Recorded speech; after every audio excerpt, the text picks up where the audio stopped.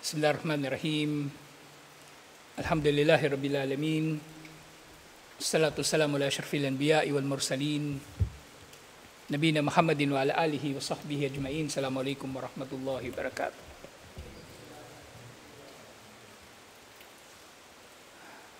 So inshallah, pangilan na ba tayo? 16, di ba? Ngayon inshallah Yawmul Wa'id. Wa'id, di ba, yung wa'ada, ipinangako. Ipinangako niya, wa'ada. Mau'id, kapag sinabing mau'id, kumbaga pangako. So meron kang pinangako na darating ka sa oras na to, petsa na ito, magkano bibigay mo. Mau'id tawag doon. Pero wa'id, hindi, iba. Kumbaga mas matindi siya sa mau'id. Kung yung mau'id, regular lang na pangako mo, ganun. Wa'id, banta o babala.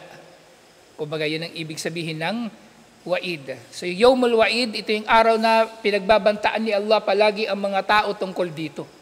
Tinatakot ni Allah ang mga tao palagi tungkol dito. Na nga sa ayah, doon sa Surah Qaf, chapter 50, verse 20, وَنُفِخَ فِي الصُّورِ ذَلِكَ يَوْمُ الْوَعِيدِ. At iihipan ng trumpeta, at yaon na ang araw na ibinabala ni Allah. Nagbababala palagi si Allah sa atin tungkol sa araw na ito, araw ng paghuhukom. Nagbababala siya tungkol sa mangyayari rito na iba't iba, di ba? Sa iba't ibang mga ayah, pagtutuos. Kahit yung mga lihim, di ba, masisiwalat sa araw ng paghuhukom, di ba? Yawma tublas sarair, sa araw na bubuksan ang mga lihim. So yung tao, maaaring meron siya nalilihim dito sa mundo, pero sa araw ng paghuhukom, malalaman ng lahat. Sino ba'y sumunog doon sa tangke? Malalaman yun sa araw ng paghuhukom. Li'annahu al-yawmul ladhi aw'ada bihi ibadahu. Ito'y tinawag na Yawmul Wa'id dahil si Allah aw'ada. Sa yung wa'id, ang past tense niya, ang root word niya, aw'ada. Pero yung mau'id, ang past tense niya, wa'ada. Ito, aw'ada, ibig sabihin nagbanta. Pinagbantaan ni Allah ang mga alipin niya tungkol dito. Wa hakikatul wa'id, huwal khabaru anil uqubati endal mukhalafati. At ang katotohanan tungkol sa wa'id, na yung wa'id, yung banta, kumbaga, ay direktang may kinalaman ito sa anumang pagsuway. Sa anumang pagsuway na ginawa ng tao. Ibig sabihin, nagbabanta si Allah sa sinumang sumusuway na magkakaroon sila ng parusa. Magkakaroon sila ng pananagutan. At hindi ito makakalimutan ni Allah. Kumbaga, hindi ito mawawala sa isip ni Allah, hindi malilingat si Allah. Oo, si Allah, maawain, mahabagin. Di ba katulad nung tinatalaki natin doon sa jinn, di ba? Sa Satanas, nililigaw niya yung tao sa pamagitan ng pagsasabi sa tao, sige, magkasala ka lang kasi si Allah, mapagpatawad at mahabagin. Oo, totoo yun. Pero hindi siya sinungaling. Si Allah mapagpatawad at mahabagin, pero hindi siya sinungaling. Kapag sinabi niyang parurusahan niya ang mga makasalanan, parurusahan niya. Kung sinabi niyang itatapon niya sa impyerno ang nagtatambal kay Allah, kahit mahabagin pa siya at maawain, gagawin niya yun. Kasi si Allah ay makatarungan, alhamdulillah. 17, Yawmul Azifah.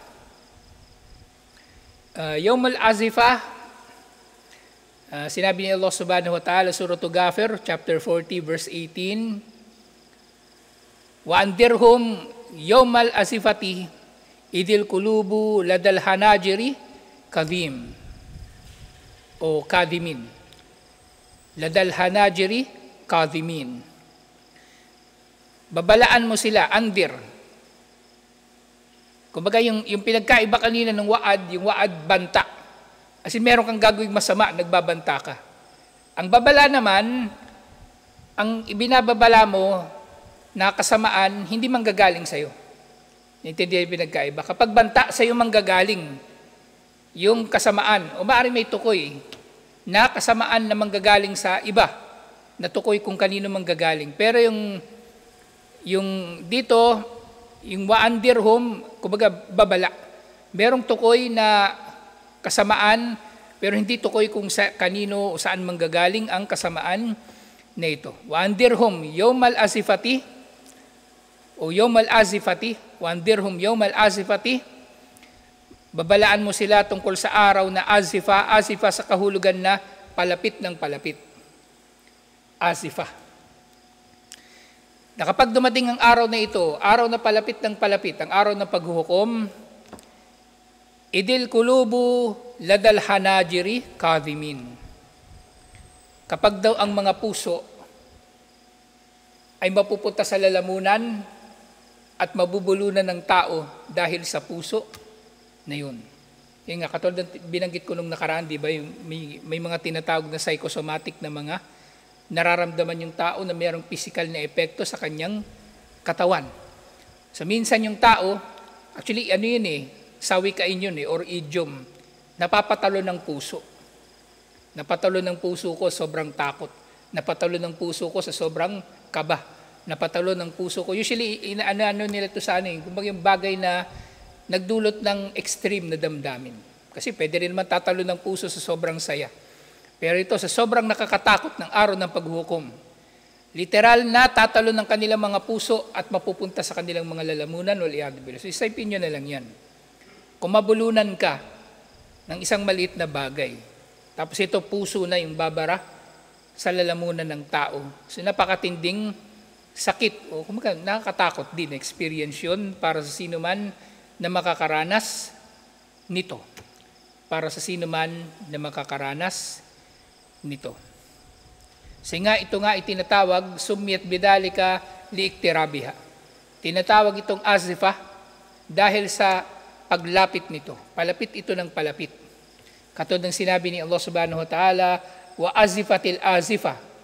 Doon sa Suratul Najm, chapter 53, verse 57, kapag lumapit na ang lumalapit.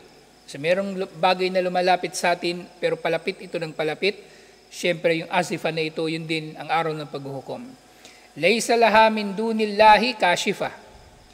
Walang sino man ang makakapagpigil nito, may control dito, kumbaga, liban na lamang kay Allah subhanahu wa ta'ala. So yung tao, habang papalapit siya sa kanyang sariling araw ng paghuhukom, sa kanyang sariling kamatayan, at yun nga nangyari sa tao, di ba? Habang lumilipas yung buhay natin, palapit tayo ng palapit sa sarili nating kamatayan, dapat lalo tayong nagpapakamatuwid. Lalo tayong nagpapakamatuwid. Hindi yung, kumbaga, habang tumatanda yung tao, lalong nalilihis ng landas. Ito nga itong bagay nito, sa'atu kariban jiddan. Ang araw ng paghuhukom ay napakalapit. Wa kullu atin fahuwa karibun. Di ba natalakay na natin ito doon sa nakaraan na libro? Na ang Yawmul Qiyamah ay tinatawag ito na as-sa'a bilang oras dahil malapit na talaga ito. At anumang bagay na siguradong darating ay may tuturing na nga na malapit. May tuturing na malapit wa in bauda madahu. Kahit pa iniisip natin, parang sa tingin natin matagal pa, di ba ilang taon pa yun. Pero kung siguradong mangyayari yun, malapit na rin yun na may tuturing. Kasi yung panahon sa pagitan natin ngayon at yung bagay na tiyak na mangyayari, hindi na natin yan mapapansin, lumilipas ang panahon. Bawa, di ba kapag tinaningan ng doktor ang tao, diba, sasabihin ng doktor, may taning ng buhay mo, 6 na buwan na lang. Inisip mo, haba pa yun, 6 na buwan, marami ka pang magagawa. Pero sa dami ng ginagawa mo, hindi mo na mamalayan, ubos na yung 6 na buwan mo. So ganun din ang araw ng paghuhukom. So huwag natin iisipin na ito'y malayo pa. Malapit ito. At lalong-lalo na hindi natin alam kung kailan darating ito sa atin. Wasa'atu ba'da duhuri alamatiha aktaru korban. At ang araw ng paghuhukom, tuwing nang lumilitaw pa isa-isa, di ba? Pa isa-isa lumilitaw yung mga tanda nito. Ibig sabihin, palapit ng palapit ang araw ng paghuhukom. Doon sa mga natalakay natin na mga alamatus sugra ng araw ng paghuhukom, marami doon nangyayari na. Yung pagpapataasan ng building ng mga Arabo, yung paglapastangan ng mga tao sa kanilang mga magulang, yung pagiging luntian ng Jaziratul Arab na nagkaroon na ng mga ilog at mga taniman, lahat yun nangyayari na. Iba't iba pang mga napag-aralan natin. So halos ang natitira na lang talaga doon sa mga maliliit na tanda. Ayun halos naubos na nga yung mga maliliit na tanda. Halos naubos ng nalaman na natin na nangyari na. Ang natitira na lang yung mga malalaki. Sa maliliit na tanda, si Mahdi. Di ba kasi siya yung nasa pagitan ng maliliit at ng malalaki. At sa malalaki, syempre, dilitaw si Dajjal. Tapos darating si Isa alayhis salam. At sa panahon ni Isa alayhis salam, magtatagumpay ang Islam, mangingibabaw ang Islam sa mga tao. Tapos darating ang Ya'juj o Ma'juj. Pagdating ng Ya'juj o Ma'juj, lahat ng tao doon Muslim na, di ba? Tapos papatay ni Allah yung Ya'juj o Ma'juj. Tapos lilipasan mo yung panahon, mamatay si Isa alayhis salam at pagkamatay niya, babagsak na naman muli ang mga tao mula sa paniniwala, lahat-lahat. Mauubos yung mga mananampalataya hanggang kukunin ni Allah yung mga mananampalataya. Lahat-lahat sabay-sabay. Yung natitirang mananampalataya sa pamagitan ng, alinaalala nyo? Hangin. Banayad na hangin, kukunin yung kanilang mga kaluluwa. At puro kuffar na lang may iwan. At sila yung mga kuffar na yung mga may iwan dito, sila na yung mga makakasaksi ng iba pang mga tanda. Lalong-lalo na yung pagsikat ng araw sa kanluran. So, malapit na. Malapit na. Actually, kung yung tao matalino, di ba yung kuffar, ang binabantayan nila yung mga, yung mga palatandaan ng pagkagunaw ng mundo. Binabasa nila yung libro ni Nostradamus, pinapakinggan nila yung sinasabi ng mga manghuhula. Pero ang Muslim, ang alalahanin natin, ang problemahin natin, yung kanya-kanya nating araw ng paghuhukom. Yung kanya-kanya nating kamatayan. Yun yung problemahin. Kasi maaaring din natin maabutan yung mga malalaking tanda Maaaring din natin maabutan si Dajjal. Sana nga. Kasi napakatindi ni Dajjal. Waliyadu billah. Sana nga, hindi natin maabutan si Dajjal. Pero nga, pag mamatay tayo, syempre, nagsimula na ang araw ng paghuhukom para sa atin. Yung kanya-kanya nating araw ng paghuhukom. Sumunod 18. Yawmul Jama'. Jama', ibig sabihin pagtitipon. Parang Jumu'ah, di ba? Jumu'ah, pagtitipon. So araw ng pagtitipon, at yun nga, ito naman, ang araw ng paghuhukom ay araw ng pagtitipon. Kasi sabay-sabay bubuhayin yung mga tao mula nung unang panahon, kauna-unahang tao kay Adan hanggang sa kahuli-hulihan ng mga tao. Sa lahat ng lugar at sa lahat ng panahon, magtitipon-tipon sila. Doon nga sa Yawmul Jama'. Yung sinabi ni Allah subhanahu wa ta'ala sa Surah Ash-Shura, chapter 42, verse 7,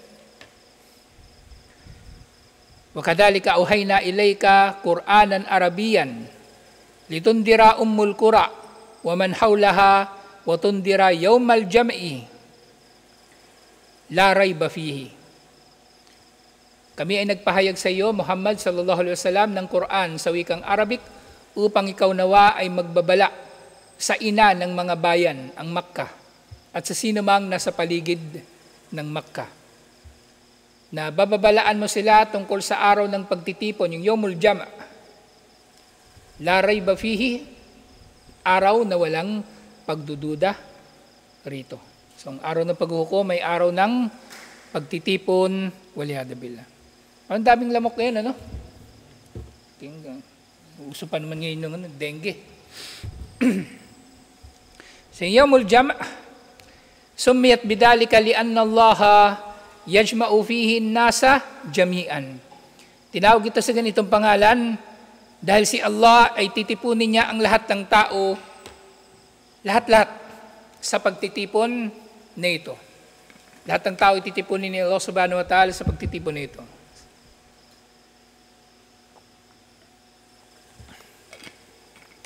Katulad na nababanggit dun sa Surah Hud, verse 11, o chapter 11, verse 103, Dalika yawmun majmu'un lahu an-nasu.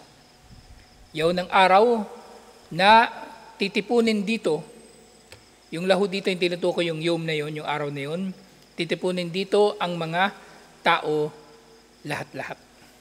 Siyempre sa pagtitipon na yon, kasama na yung lahat ng mga mangyayari doon na mga pagsubok. Mga pagsubok. Kasama na yung pagbaba ng araw, na yun nga, sa pagbaba ng araw, walang sino mang masisilungan O walang sino man na makakatagpo ng silong, liban na lamang sa bibigyan ni Allah subhanahu wa ta'ala ng silong o ng lilim.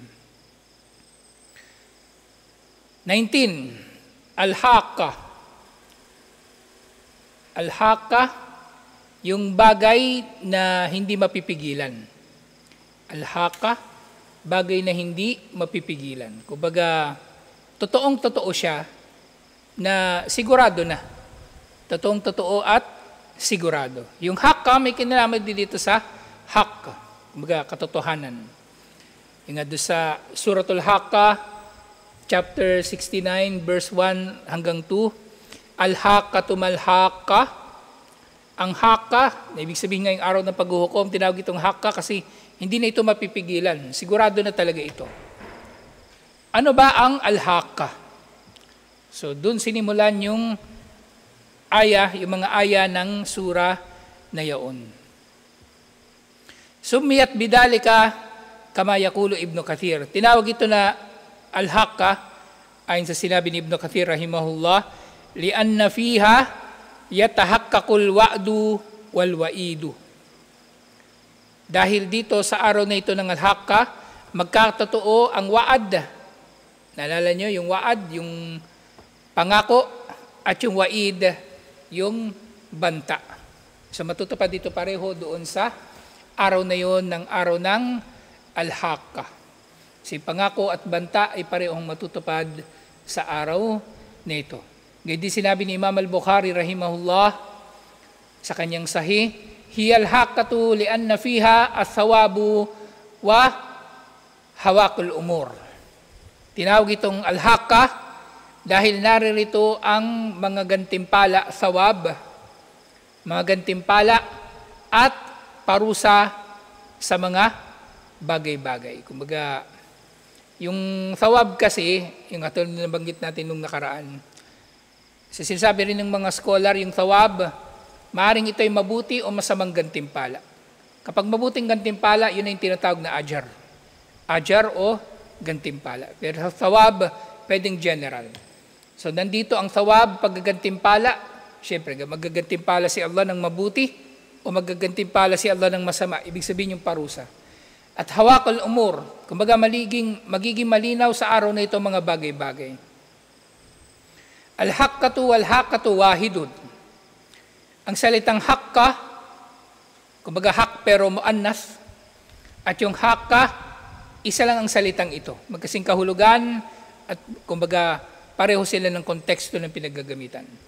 Sinabi Ibn Hajar rahimahullah fi syarhihil kalam al-Bukhari, li kalam al-Bukhari, doon sa kanyang paliwanag ayon sa sinabi ni Imam al-Bukhari, o kumbaga sa kanyang paliwanag doon sa koleksyon ni Imam al-Bukhari.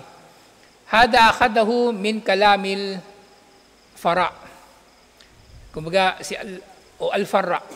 So meron daw scholar doon sinabi niya na ang pangalan niya al-Farra. Ang sabi niya, qala fi ma'anil Quran, sa kahulugan ng Quran, yung al-haqqa, ibig sabihin al-qiyamah. Yung araw mismo ng araw ng paghuhukom. Ibig sabihin pagkabuhay muli, yung qiyamah o pagtayo. Sumiyat bidalika lianna fiha thawabu wa hawaqu al-umur. Tinawag ito sa ganitong pangalan dahil naririto ang mga paggagantimpala at paglitaw, pagiging malinaw ng mga bagay-bagay. Kasi dito sa mundo, di ba, maaaring hindi man malinaw ang lahat.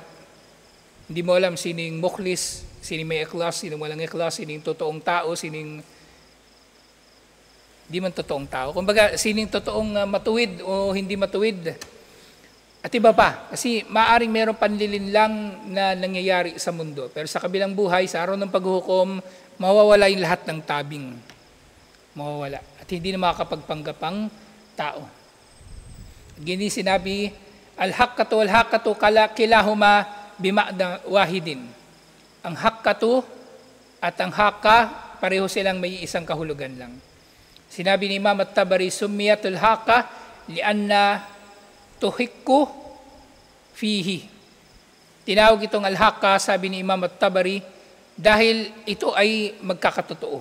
Kaya kumbaga yung mga bagay-bagay dito ay totoo o magkakatotoo. Wahiya kaqawlihim, halimbawa sinasabi ng mga Arabo, laylun kaimun.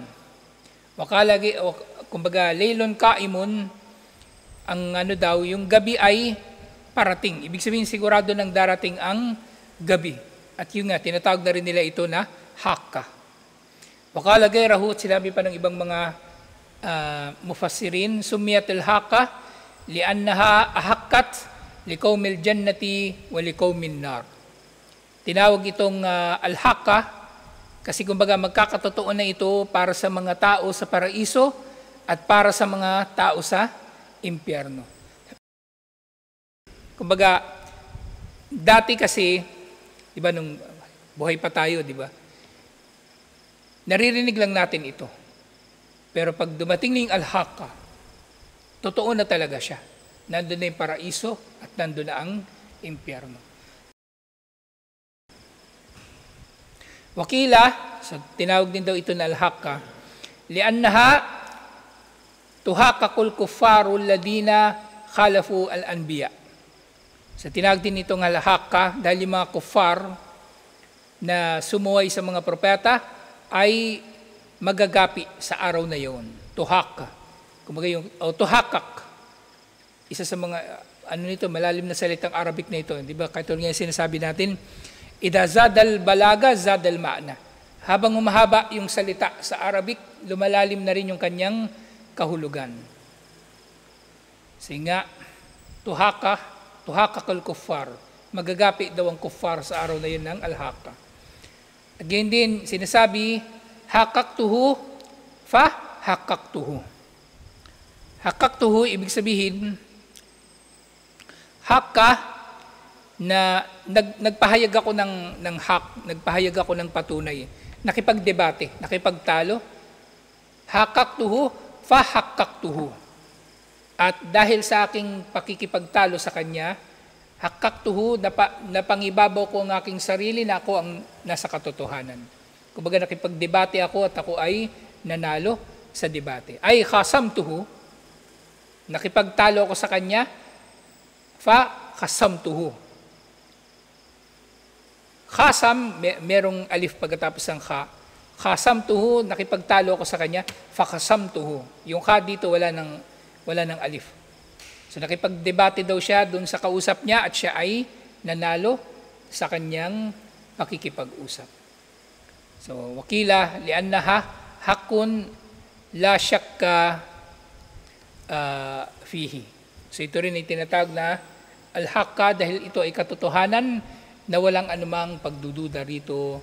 Alhamdulillah. So ito yung yung al-Hakka. So ito yung natitira yung na mga pangalan ng araw ng paghuhukom. Meron na lang natitira na ilan na siguro next week na natin makuha. Inshallah. Yawmut talaq. Yung talak dito, hindi yung talak na diborsyo. Talak na talaki, yung pagtatagpo. Yawmut tanad, araw ng pagtatawagan. Tapos yung yawmut tagabon, araw ng pagkita at pagkalugi. Parang sa negosyo, kikita ka o malulugi. Kasi magpapalitan yung mga tao doon ng hasana at iba't iba bang mga bagay.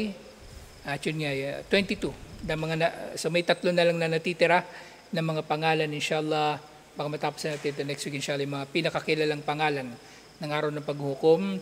Pagkatapos nun, matatalakay na natin yung pagkagunaw talaga ng mundo. At ito ay magsisimula, siyempre, tapos na yung diba? Tapos na yung mga tanda dito sa mundo, yung pagsikat ng araw sa kanluran.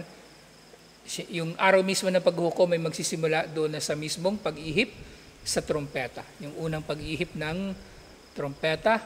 Alhamdulillah. Tatuloy natin inshallah. Assalamualaikum warahmatullahi wabarakatuh.